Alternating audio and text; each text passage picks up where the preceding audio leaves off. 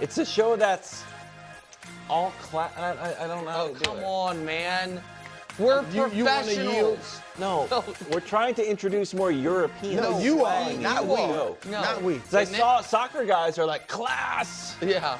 So I want to say that from now on. But class. you don't understand. What does it mean? It means great World or well class. done, but Wilds. Right. Oh, wait till we're I'm gonna tick you Wilds, off. you get in every day at 10:30 in the morning.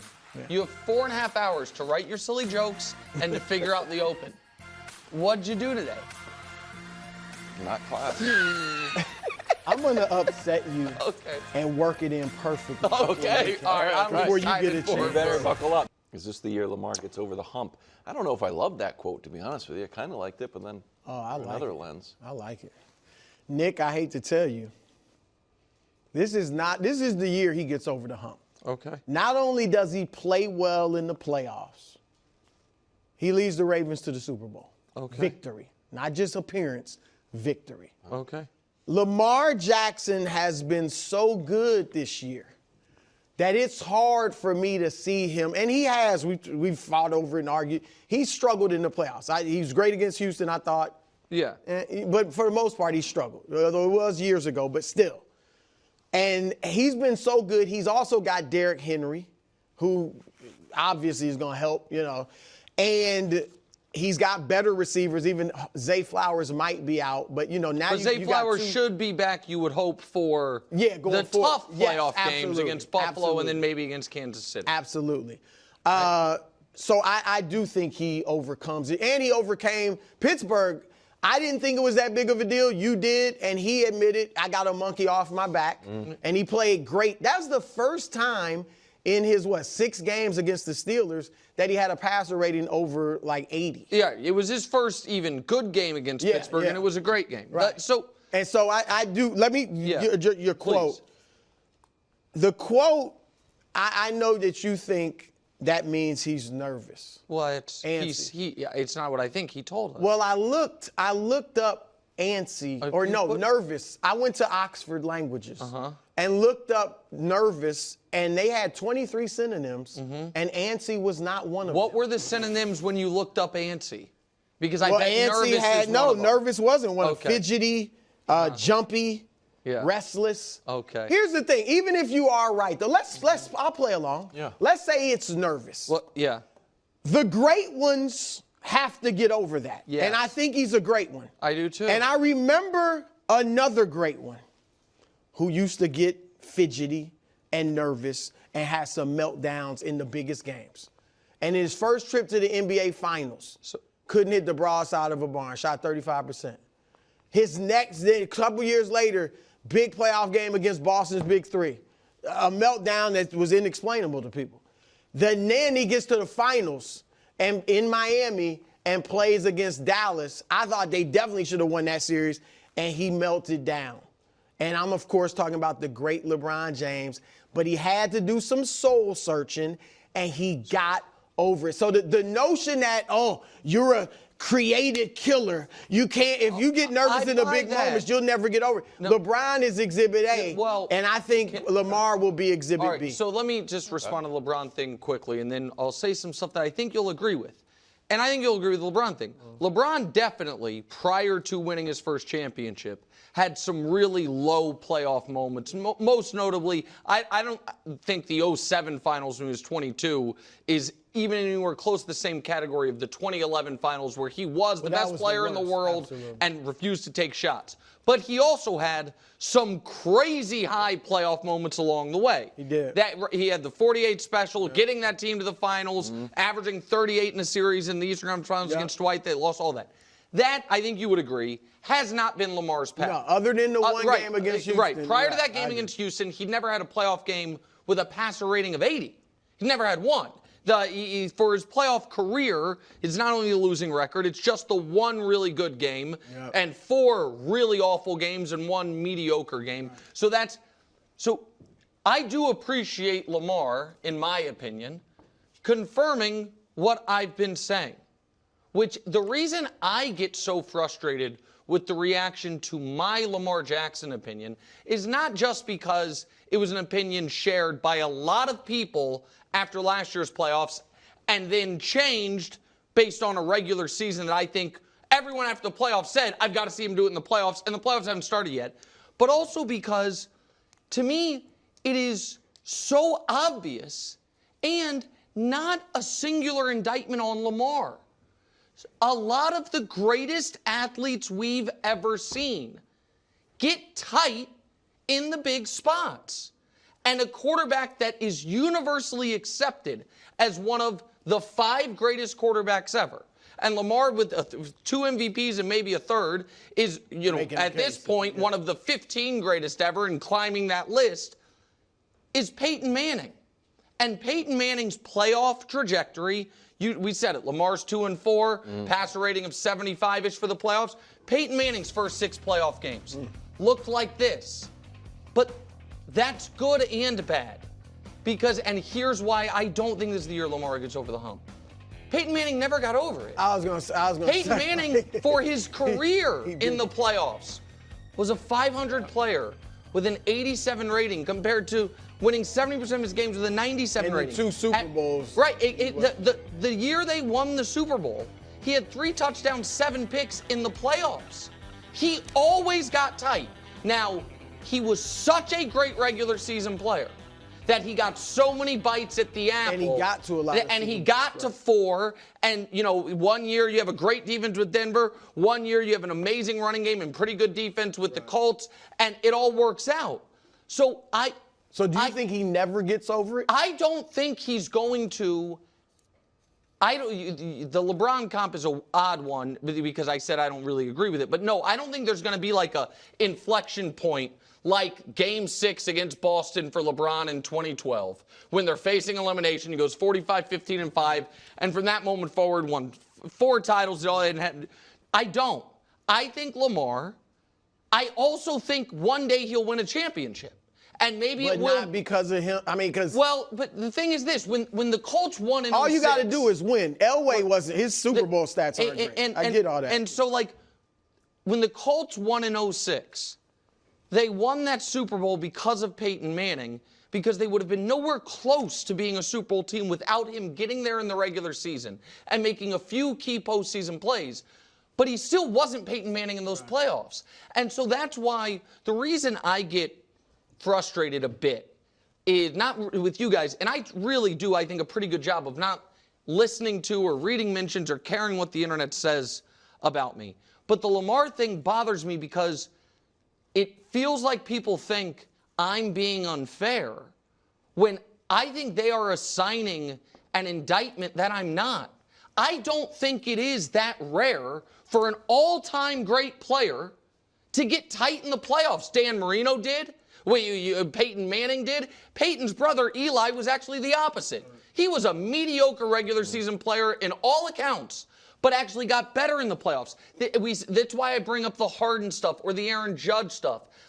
We see it all the time in sports. And that's what I've seen from Lamar throughout his career, and now he's putting words to, that I get antsy. He's saying, I feel different going into these games and it affects my play. Here's why I think for one, I like him acknowledging. Sure. Everything he said this year, I think his leadership's been great. The things he said, and I totally agree. Everything, obviously his whole career, he's been doubted. He can't do this, he can't do that. And all the way up to negotiating his own contract. Yep. He has overcome. And this year, this is the first year, Nick, where I think he's actually an elite passer. I'm not saying he's Mahomes or Joe Burrow necessarily, but I think he has become a very good passer. And I think in the past, like with LeBron, some of LeBron's problems, at least like San Antonio series. Couldn't shoot. Sure. And I think Lamar really he certainly wasn't a great passer. He was a good passer, but a great runner. And that's why I think he's improved so much. And then, like I said, Henry. And I think he proved something against Pittsburgh. We'll see. Okay. But I think popular narrative, Lamar can't be the MVP because his brand new running back, Derrick Henry, was almost too good. Helped the Ravens offense too much. Not like Josh Allen. Brew, is it fair for Derrick Henry's success to sink Lamar's MVP chances? It's fair for it to be considered. It should be a factor. Your supporting cast should absolutely be a factor. It shouldn't be the deciding or overriding factor necessarily, but it should be part of the equation. However, if you do make it the only factor, or at least the number one factor, it can lead to some embarrassment. And I point to Shaq and Kobe. They, over their 8 years together, kind of, worked against each other. I don't mean personally, I get it. but people like, well, Shaq's got Kobe. That's why they won 60 games, and Kobe's got Shaq. They each only have one, universally regarded as top 11, 12 players of all time.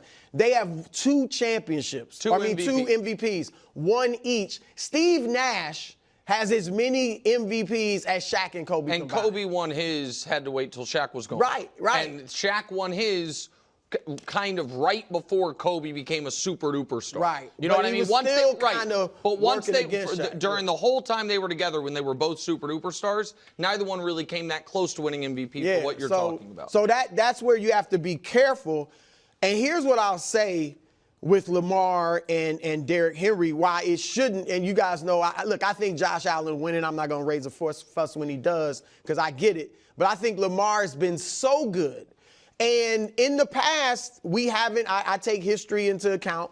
When Mahomes won his first MVP, Tyreek Hill and Travis Kelce were also first-team All-Pro. And they weren't quite viewed as they are, but Kelce obviously arguably the best tight end ever, and Tyreek a Hall of Fame receiver.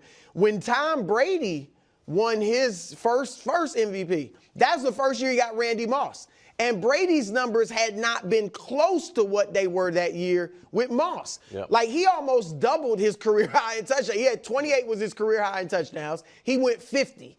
Almost had 5,000 yards for the first time in his, it was the first time he had a passer rating over 92. And it was 100. It was 117. Yeah. So I think in the past we haven't, and obviously Mahomes has had Kelce his whole career in those MVPs. So do you think, though, that, because I feel like we tend not to hold pass catchers against quarterbacks winning MVP because part of their stats get assigned to the quarterback. Sure. But I don't think so. Well, I just think running back is different, and this is the point I made a few weeks ago that Wild, I don't know if it was on or off the air, it was like, you see it this way, I don't think anyone else in the world does, but I continue to see it this way. We saw this happen last year to Brock Purdy with Christian McCaffrey, where Brock Purdy did not have a 120 passer rating like Lamar, but he led the league in passer rating. It was his stats were unbelievable, and I understand he had the meltdown game against Baltimore late in the year. He didn't have that. But the other thing, there were 2 things really dragging on Brock Purdy's MVP case. One was, well, how much of this is you and how much of this is Christian McCaffrey? And if we put up their numbers, McCaffrey versus Derrick Henry for the year, they are stunningly close. And so that did hurt Brock Purdy. I think we all agree. The other thing that hurt Brock Purdy is the pedigree part of it. And that exact same thing is hurting Lamar, but it's just the inverse of it. Purdy was dragged down by, do we really want to give the last pick of the draft league MVP? I do think that hurt him. I talked about it. That's why you threw Brian Sipe and Rich Gannon.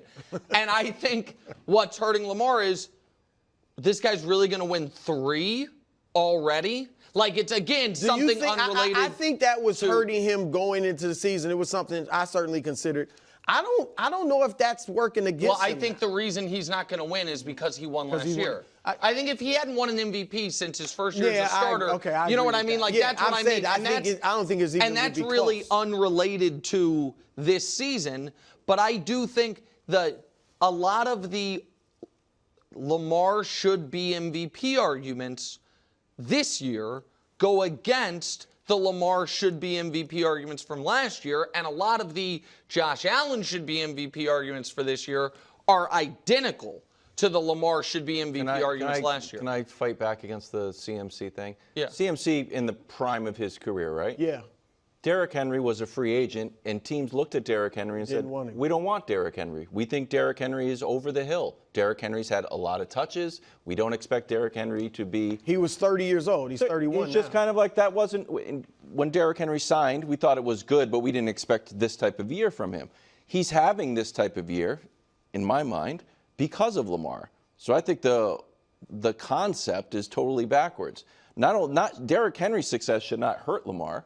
Derrick Henry's success should help Lamar because Lamar unlocked youthful I have Derrick a graphic Henry. right in line with what you're saying. Oh, perfect. Look at this, Nick. Derrick Henry last year compared to Derrick Henry this year. He averaged 68 yards a game.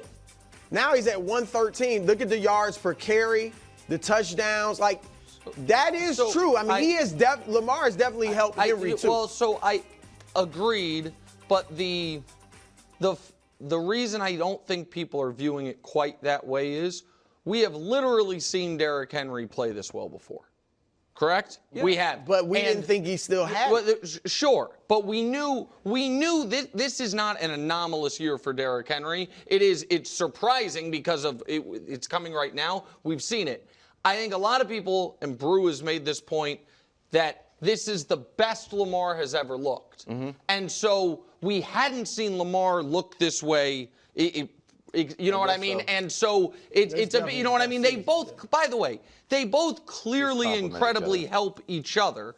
And so, but I just think historically that you look back, Brew, that with the greatest show on turf Rams, Kurt Warner and Marshall Faulk had to like trade off MVP awards. Yeah. You know what I mean? Like it was, and so the running back quarterback is viewed a little differently than the quarterback wide receiver because I didn't think people were like, oh, Mahomes doesn't deserve it because of Tyreek, but they might have if he had an awesome receiver or running back. Sorry. Here's an old Kelsey video that I don't think we're actually doing. What do you mean? You wanted What do you action. mean? We're doing the Travis Kelsey story right now. Okay, sorry. Kelsey's. Sorry, I got lost. Kelsey didn't think that he needed to avoid the Bengals. Let's go! I'm ready to run through a wall. That is so great. And so he's saying, let's just forget reseeding. Give us Baltimore and then Buffalo because they're only going to have to play one of them. And that is the funnier version of Mahomes a few hours after suffering the high ankle sprain in the playoffs 2 years ago when they beat the Prince and the Jags and being asked, because the next day Buffalo was playing Cincinnati, and his dad asked him, who do you want to win? And he was like, well, we match up better against Buffalo, but I want Cincinnati because they've been talking so much. And and Kelsey, I'm just telling everyone, and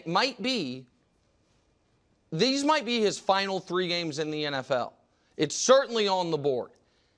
You are about to see a throwback peak Travis Kelsey performance. I told you all year, I thought he had 5 or 6 great games left in him. He used up 1 in the regular season right after Rashee Rice got hurt before they got DeAndre Hopkins because the team needed it to stabilize.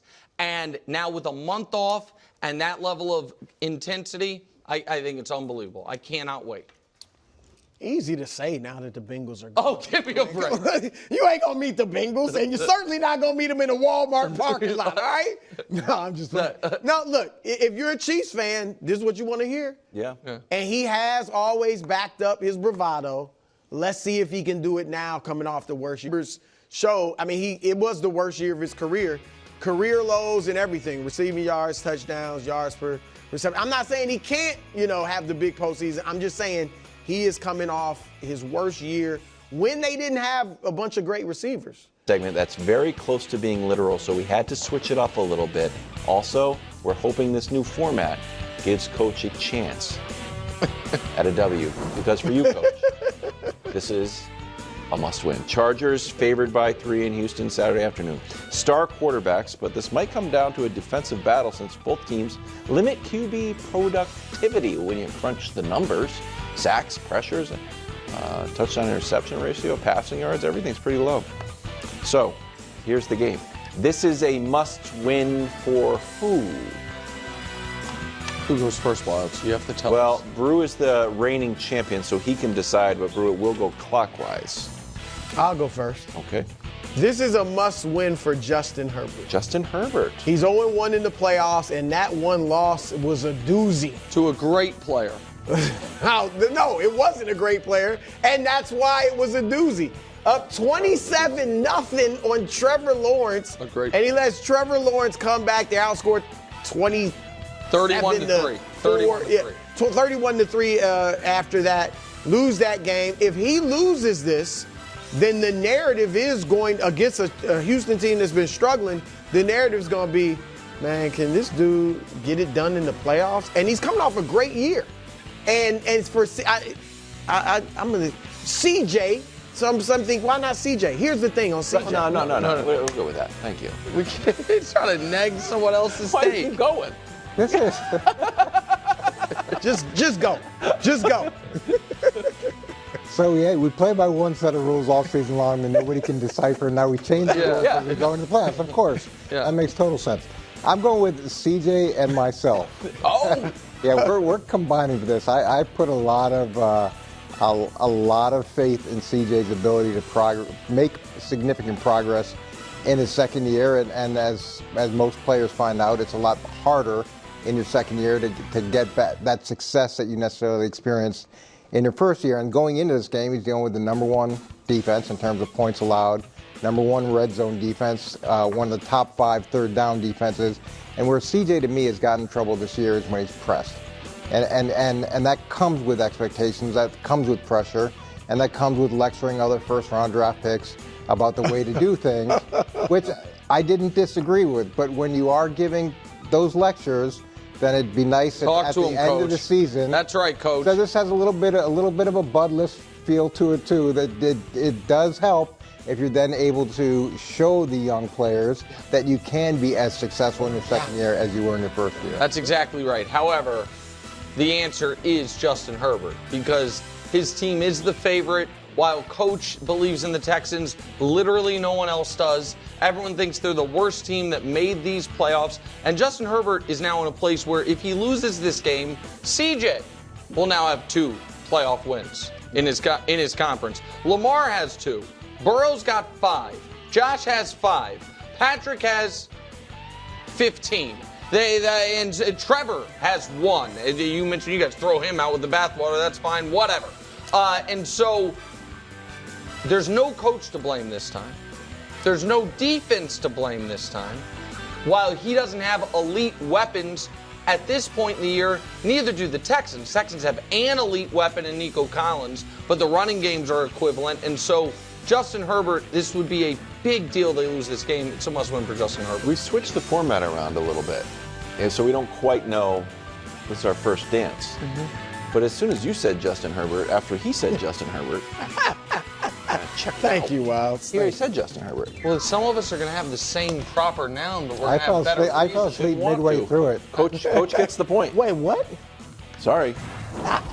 Your light was dimmed a little bit because he said some interesting stuff. Little copies my prisoners dilemma Steelers, situation. Ravens, 1-1 in the regular season. We always talk about this being a tough divisional game. But in the last 3 postseasons, the favorite in the divisional playoff matchups are 7-0. So much for, this is going to be tough. They're familiar. Like, not really. If you're favored, you're supposed to win. So, who's this a must-win for, Coach?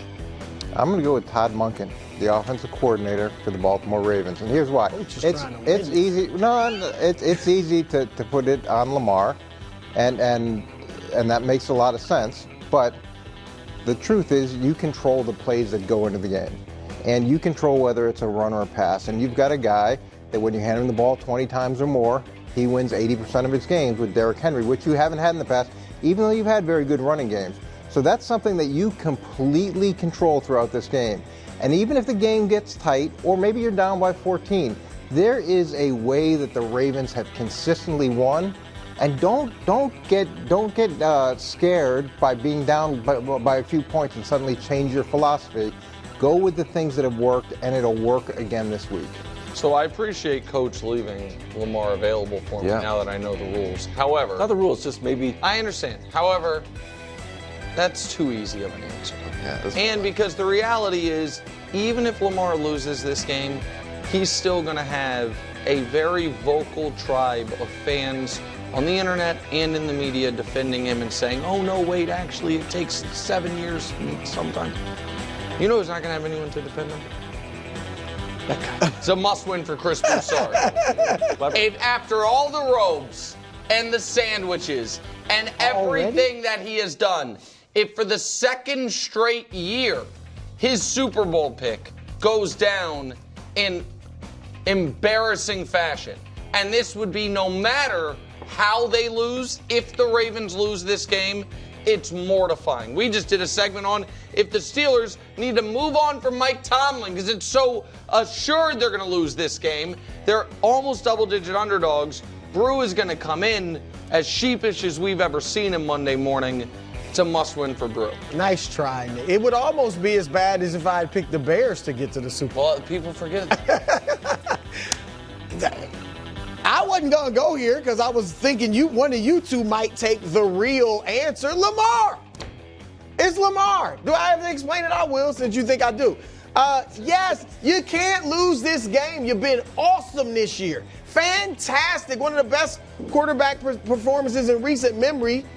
And You already gave Coach the point. I know Lamar's been awesome. Brew's still talking. so I should have went with another. I don't know. I could have went with John Harbaugh. That would have been interesting. I'm pretty But Better you, than you, that. you would have open been, with Lamar's so been awesome. We all know it's on Lamar, and nobody answered Lamar except me, and I get docked. But it just wasn't. He's doing Munkin, and he's doing his favorite thing, and like the 20 carries, and his thing was clever.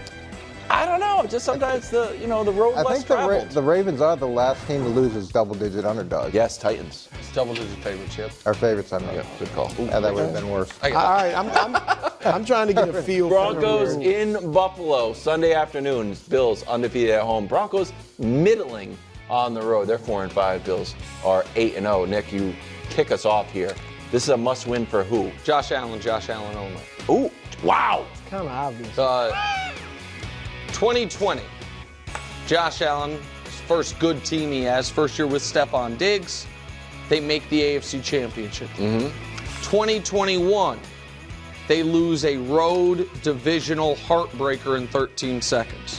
2022, they lose a home divisional game. 2023, they lose a home divisional game against, quote, the worst Chiefs team of the era. 2024, you lose a home wild card game to Bo Nix. That is 5 consecutive postseasons in a downward trajectory. You are getting further and further away from the goal as your team gets more and more accolades as Josh is about to win league MVP. This would be, as much as we talk about what will the narrative on Lamar will be if he loses, Josh Allen, if he loses to Bo Nix and the Denver Broncos at home, and 2 weeks later goes and gets the MVP award, the narrative's going to be, that 13 seconds game sure was a long time ago. Andy lost it. So it is obviously a must-win for Josh Allen. Josh Allen He only. ate up a lot of real estate there. Narrative. Oh. That's all. If they lose, Yeah. is there any talk? We got to get rid of Josh Allen. He might not be the guy for us. No. He's the MVP. He's still going to be the guy in Your Buffalo. answer to the last They're going one to say was Lamar. he had one. If they lose, are they getting rid of Lamar? Is this allowed? No. He had one Sorry. other Pro Bowler. He had one other Pro Bowler. Be thankful, be grateful that Josh and his brilliance even got us here. That's smart people like Coach Mangini didn't even think they make the playoffs. All right, the guy that this Why is you a gotta blow must. my candle out to make his shine brighter? A must-win for Sean McDermott. 8 years in Buffalo. Nick hit it. You can't. It wouldn't even be easy to say it's just the Chiefs. No, because there'd be losses to other teams that they should have beat. So, thank you. That's okay, Coach. But this is how a champion responds to adversity. You just saw it. But here's the problem: is I actually agree with Brew. Let's just move on. But, Give me the point. But for a little bit different reason. Buffalo now is 8-0 at home. Denver's 4-5 on the road. You've got the MVP of the league. They've got a rookie quarterback, although their statistics are similar. Like, from a coaching perspective, one of the things that Nick has killed Buffalo about consistently are some time management decisions and some things that are bigger picture than just, I have Josh Allen. You know, it's the nuances of the game where I think this could be problematic, especially if they find a way to lose with the MVP. Thank you. Who gets the point? The audience doesn't Who, see. obviously. I mean, if the audience watched the segment, they know. My back was against the wall. Packers in Philadelphia Sunday afternoon. This one's on Fox. Jalen is practicing today.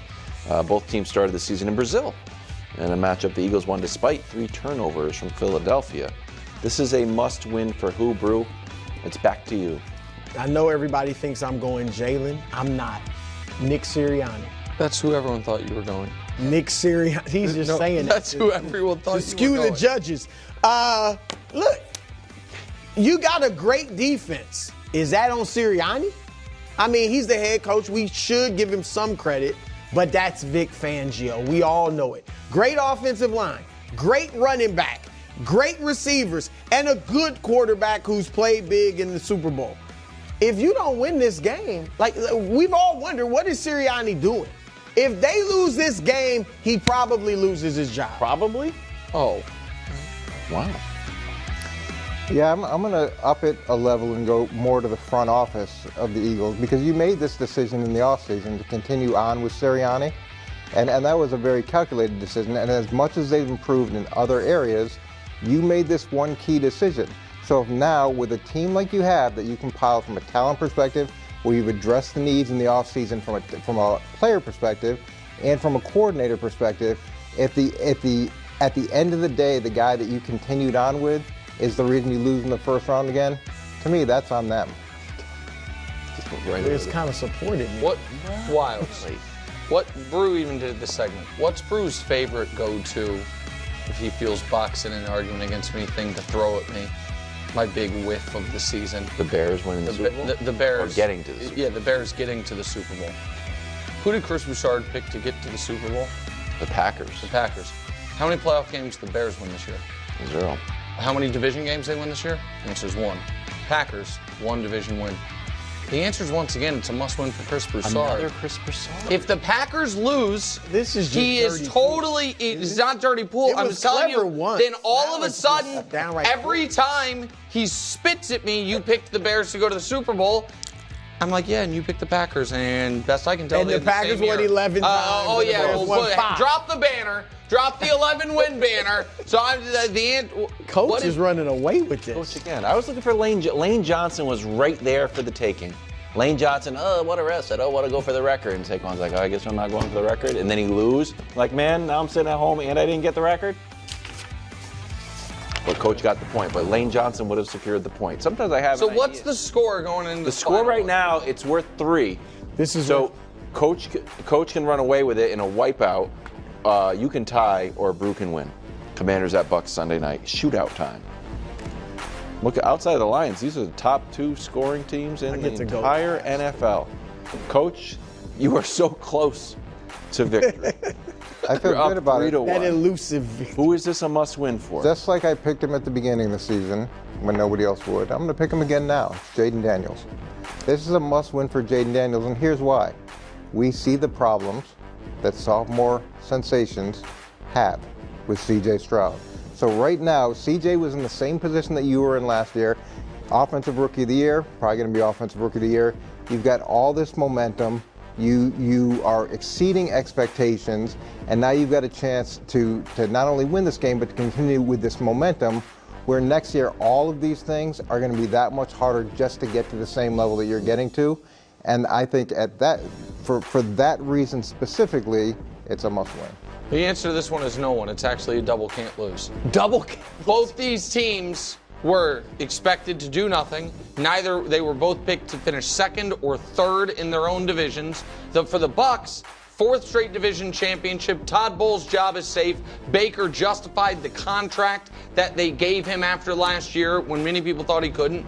And Jaden Daniels, like Coach said, Offensive Rookie of the Year, double-digit wins, new ownership. Everyone's feeling the Commanders again. No matter what happens here, this is one of those things where they show the losing team's locker room about an hour after the game, and the guys they're not down. They're like, you know what? We did a hell of a lot this year. Feel great going in next year. Double can't lose. Jaden wants to be sitting on the bottom of Nick's tier. I'm just next well, playoff. I'm just telling you. Okay. Terrible. That's Okay, here we go. Terrible answer. It's clearly Baker Mayfield. Oh, all right, now comes Baker had a Baker great year. Baker had a fantastic year. But I want some stability. I want Baker to become the model of stability. Right now, he's dynamic. You know, he 4 touchdowns here, 5 touchdowns there. But it's usually when that chip is on his shoulder and nobody's expecting anything. Like, he still has to prove it. He has to prove it. But once you start expecting it, oh yeah, Baker's a bad man. Baker's great. Dallas, everybody believed in Tampa when they played Dallas. They lost. They almost fell out of the playoffs because they lost to the Cowboys. Last week, he wasn't great against New Orleans. They almost lost that game. Now, I want to see Baker without people doubting him. When people believe in you, go out there and show me you can get it done. So this is a must-win for Baker. I mean, pretty inconsistent to win back-to-back division championships. That's so Coach is mad because he knows I stole it. So He's ticked. First round of must-win playoffs goes to Coach. Congratulations. First Thank W. you. Thank you. You